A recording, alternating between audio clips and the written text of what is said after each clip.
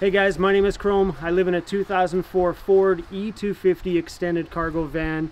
This has been my home now for just a smidge over 3 years.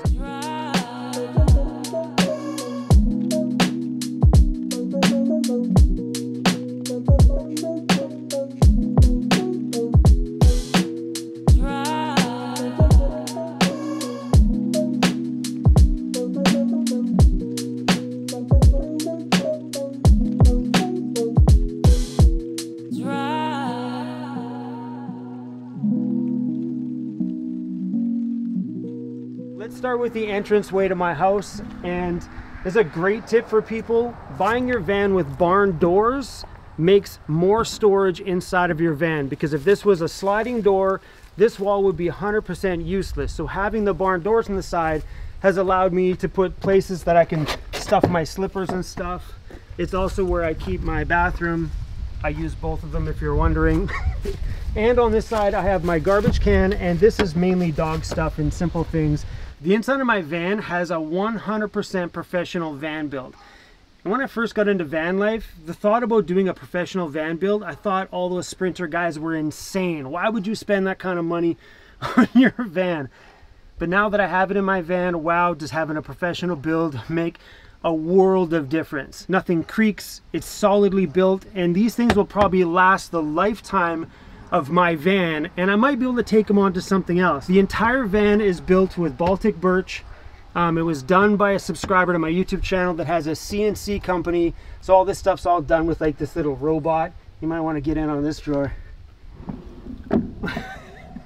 Unnecessary, completely unnecessary. But everything is dovetailed, so nothing in here is gonna budge or move at all. These things are rock solidly built. So this cabinet here houses everything that I need for kitchen utensils and stuff like that. The top here has additional storage, bathroom stuff, where I keep my cutting board and whatnot. My burner on the top here is just a standard Coleman burner. I've had just a 2-burner stovetop in my van since the beginning, and it just works. Just freshly done in my van was me adding my music side back to my life. I've been a career DJ my whole life, so now that I've been in my van, I've lost out on having that quote home studio. So I've got my piece of my DJ gear that I keep in my van right here, and above here is my desk that I use for, you know, anytime I need to work, because I work on the online. So having the desk here is my everyday thing, plus it's also my little DJ booth and setup. Once again, unnecessary, just I have all the toys in my van now. This board is the most important part of my whole van build. One board. Not the $10,000 in cabinets, not the 10 grand in miscellaneous upgrades that are around my van. This simple little piece of wood is everything. This is the spot that I cook my dinner, I eat my dinner, edit my videos, sometimes watch a movie, and I use this to set up my laptop when I'm lying on my side in bed to watch a movie. And this board also acts as my entertainment center. When I leave it out here, I can put my laptop at the foot of my bed too as well. So it's the simple little things. One board. This van would not be the same without it. On this side here, of course, Converse is my thing. We had to have a great little spot to throw all my Converse shoes, so that's all here. And yeah, this cabinet here is just the foot side of my bed. Just standard little everyday storage and stuff in here, like all my clothes. When I first got in my van, I never had this kind of storage space.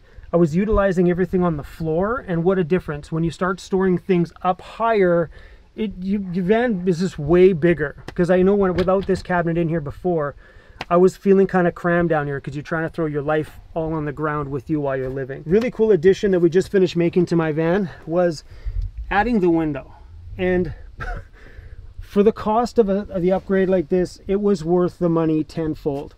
So the window itself was only about 400 bucks. It was a couple $100 to do the install, and then my cabinet guy built this nice little trim around it. But having a window on the back of my van finally made me understand why a roof vent is important. So I lived a year in my van without a roof vent.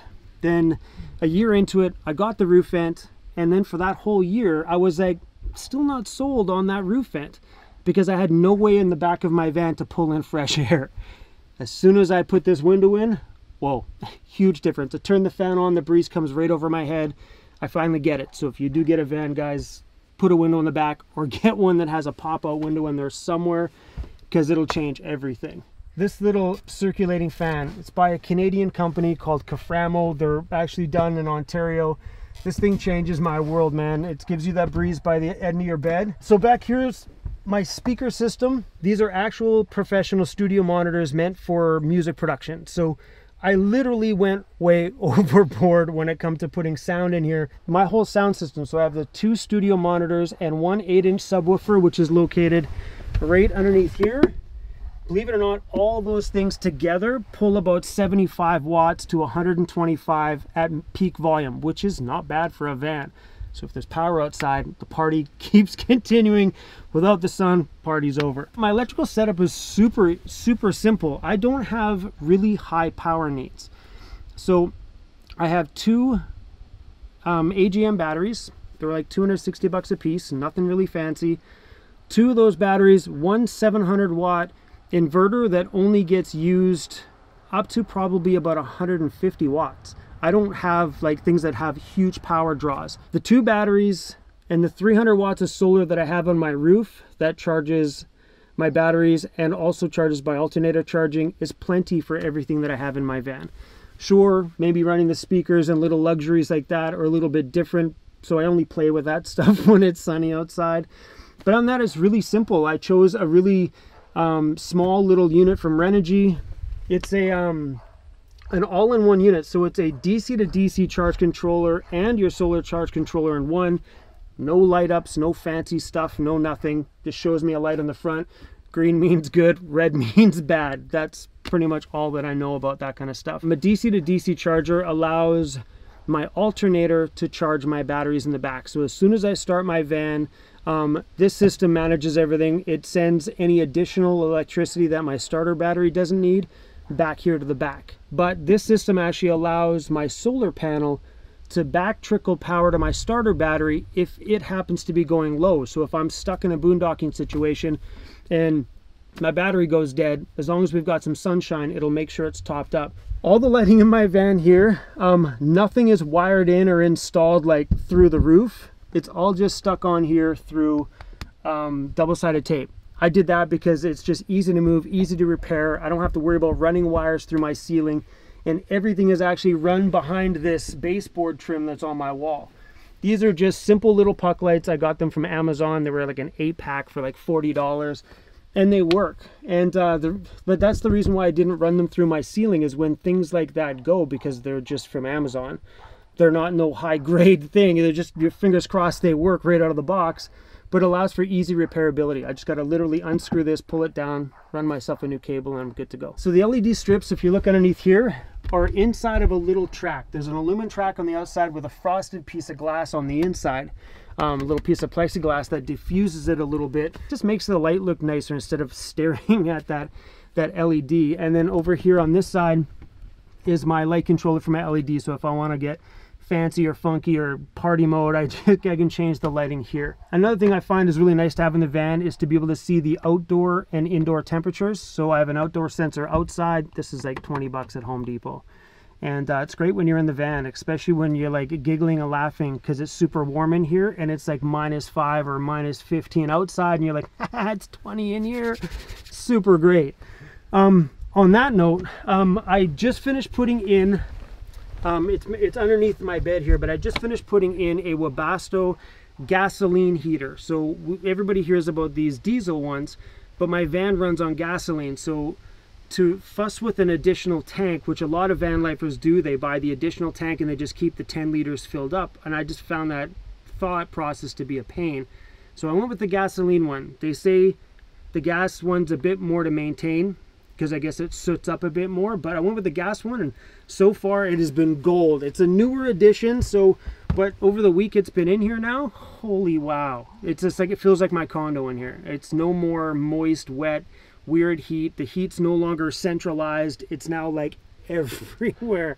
So good. Underneath my bed I have little storage compartments for things that I just don't need to have access to. My entire bed is built with a honeycomb on the inside.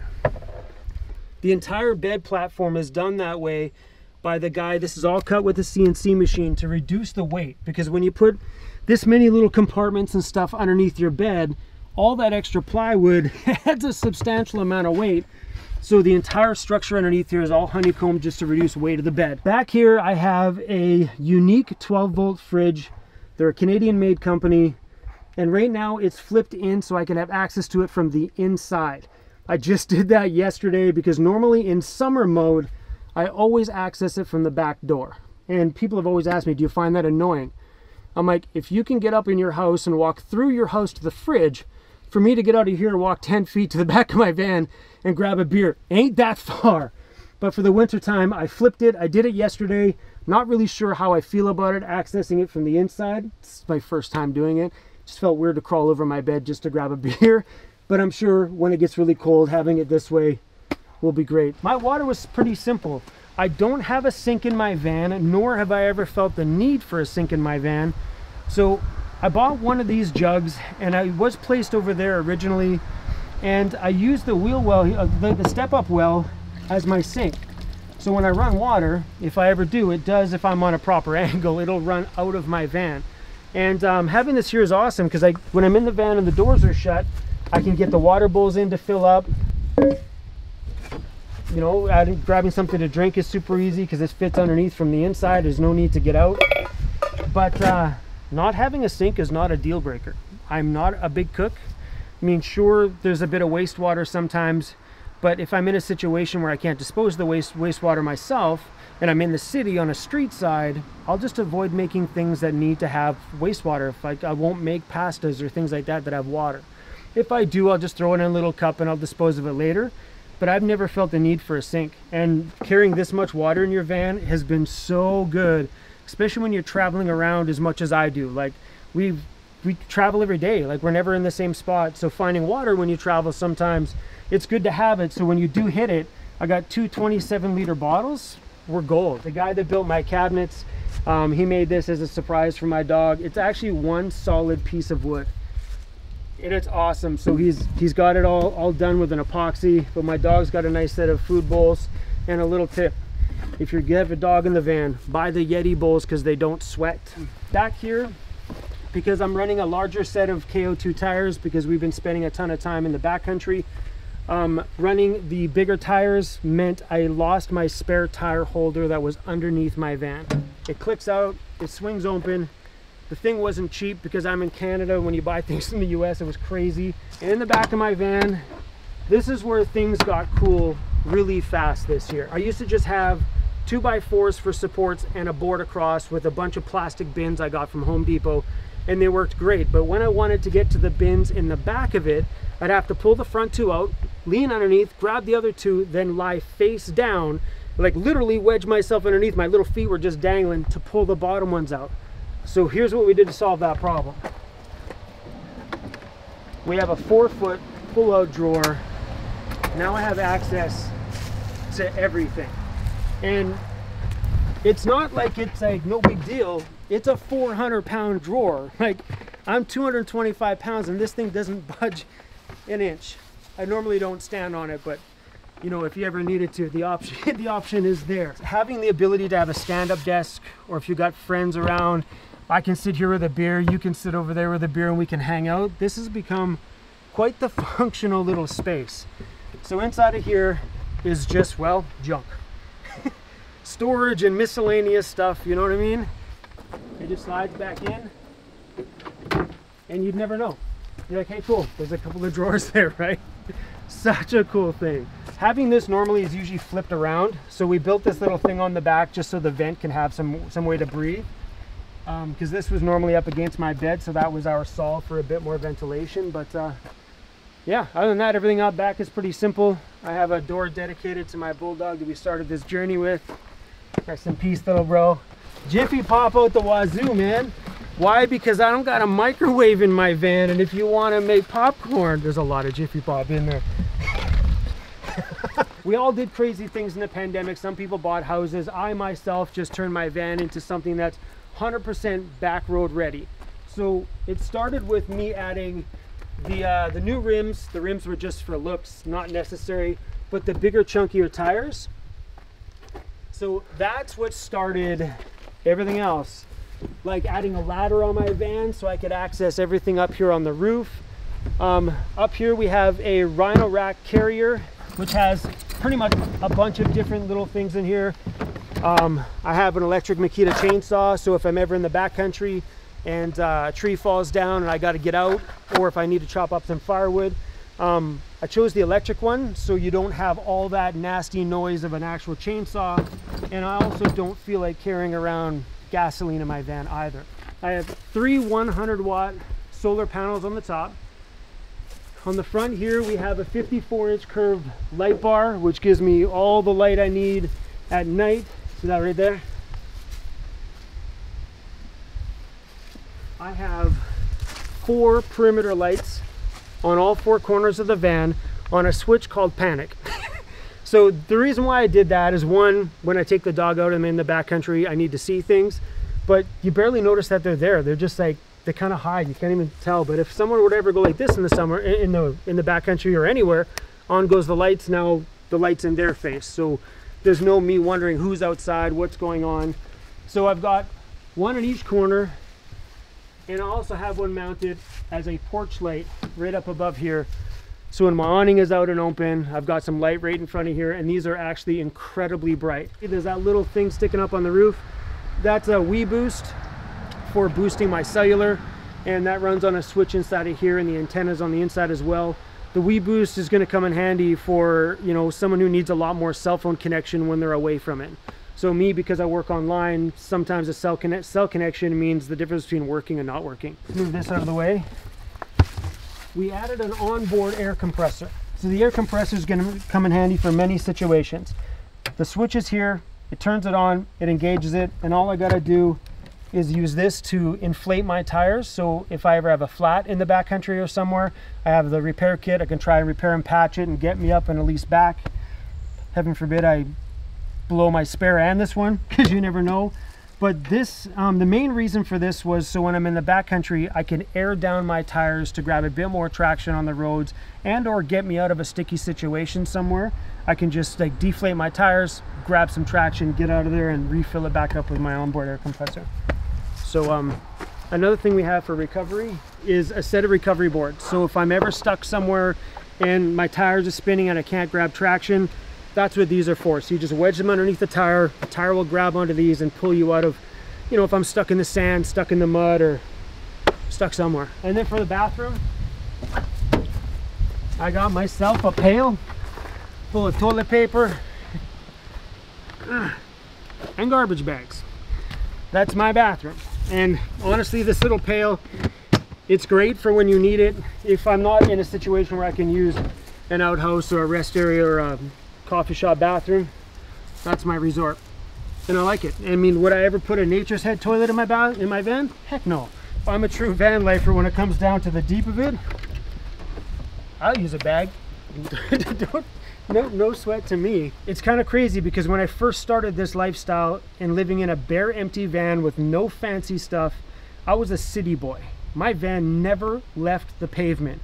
And it wasn't until I was into year number 2 that I started playing around on some back roads, and I started to really like the back roads. And then obviously the pandemic hit, and I literally spent the whole time in the woods. I was like right in the backcountry, and that's when I started to realize, okay, maybe it's time to make my van prepared to spend more time back there. And I have completely, over the 3 years of my van life, gone from a city boy to a boy that likes to play in the damn dirt. And I never imagined my whole life. I've been a city boy and a club DJ, bright lights, big cities my whole life, to now 3 years into this thing and have my van turn me into somebody who really enjoys seeing the wildlife, waking up, hearing sounds of nature, and just driving down a backcountry road wondering what's over the next little hill, you know?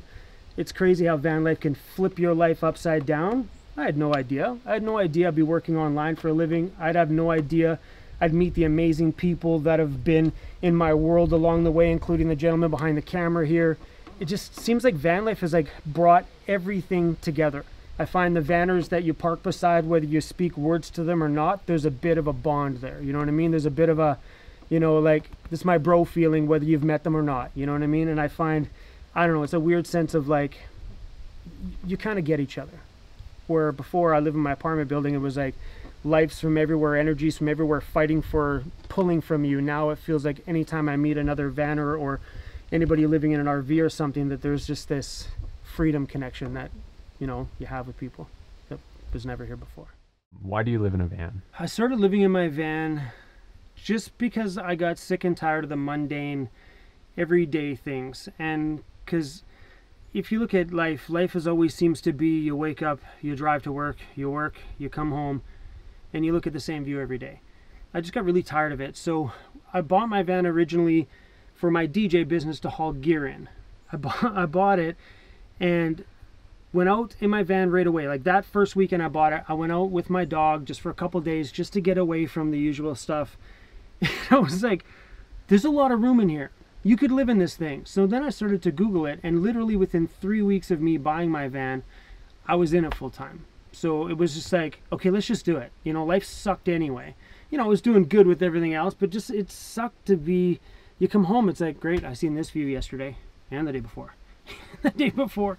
It's just, everything was the same, and I got tired of that cookie cutter feeling. So by jumping into the van, it changed everything. Not a single moment of my day is the same. I don't know where I'm sleeping tonight. I don't know where I'm going tomorrow. Sometimes in life, you just got to say, you know what, forget it and just go.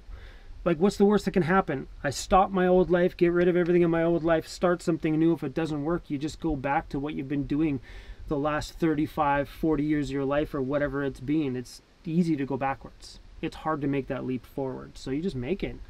Hopefully it works out. For me, it did. I'm never going back. What kind of advice do you have for somebody that's thinking about doing van life? Very simple. It's the easiest thing, and it doesn't cost you much. Get the van. Don't do anything to it. Throw some simple stuff in it and go. Live in your van with nothing, right? And that's my, for one, you'll know your space more. For two, you'll save yourself a ton of money because you don't have to buy things that you may not work out for you. You're like, oh, I heard this is good. Then you buy it and then you get it in the van. You realize it doesn't work for you. Or you watched it on, say, my YouTube channel, like, oh, it worked for Chrome. And then you put it in your van. You're like, this sucks. So get out there in the van that you bought with nothing in it and go have some fun.